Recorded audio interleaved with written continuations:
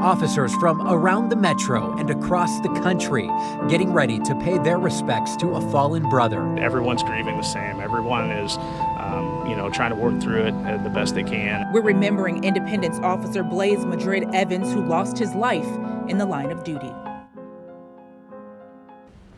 Good morning. We do thank you for joining us for this special report as we cover the funeral of an Independence police officer killed in the line of duty. I'm Joe Chiodo. And I'm Kelly Taylor.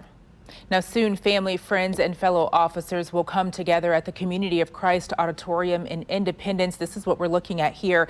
They are honoring the life of Officer Blaise Madrid-Evans. He was shot and killed while on duty last week. Blaise Madrid-Evans was just 22 years old. Heartbreaking. He was born in North Kansas City in 1999, graduated from Smithville High School in 2018. He was an emergency responder with an American Medical Response for almost 2 years. Now, in July, Madrid-Evans graduated from the Police Academy and began his career with the Independence Police Department. Just weeks into the job, he responded to a call and was killed by an armed man. He does leave behind a fiance and family members.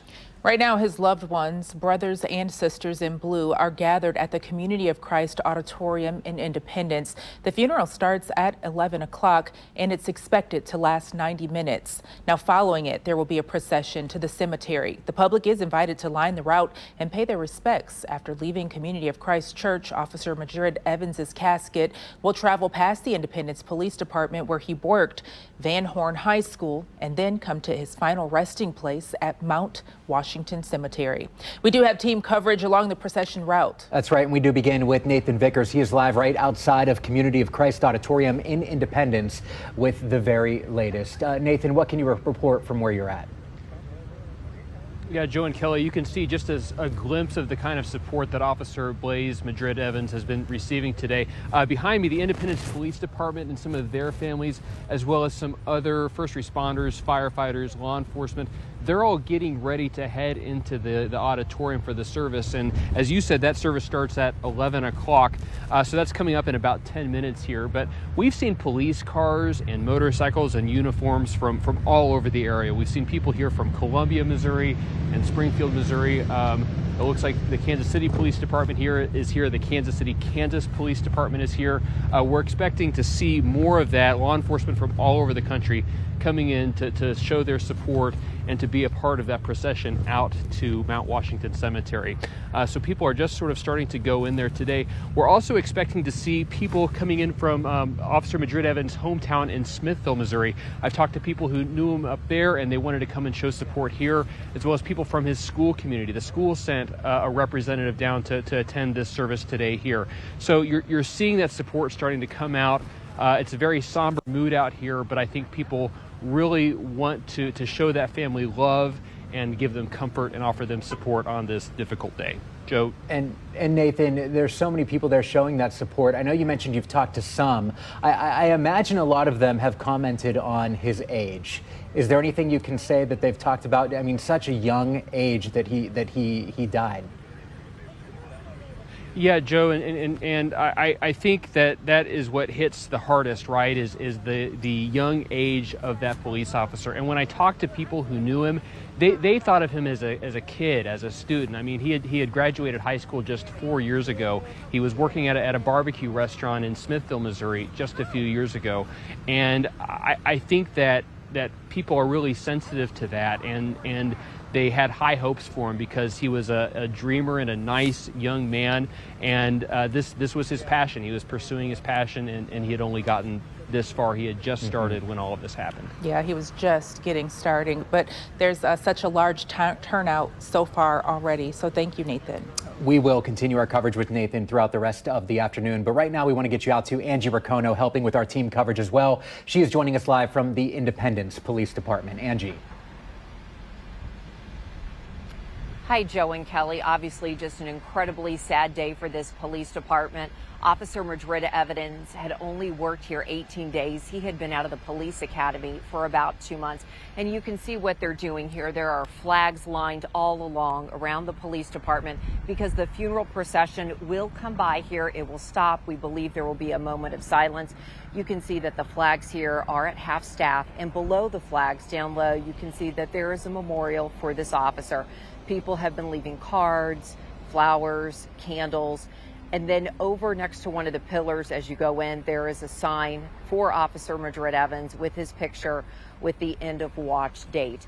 Different people have been here this morning, but they're obviously gathering and they're going to the funeral. What's really nice is that other police departments have stepped in to help here at Independence so that all of the members of the Independence Police Department can be there for that funeral. And we will be here during that procession, and we will keep bringing you live reports, but that is the latest here from Independence Police Department. Back to you in the studio. Angie, thank you. We appreciate it.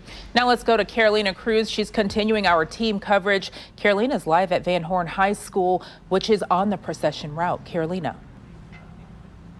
Well, as Angie mentioned, guys, the procession will go from the church and then it'll go to the police department where they will have that moment of silence. And then from there, they will be traveling down. They will be going west on Truman Road.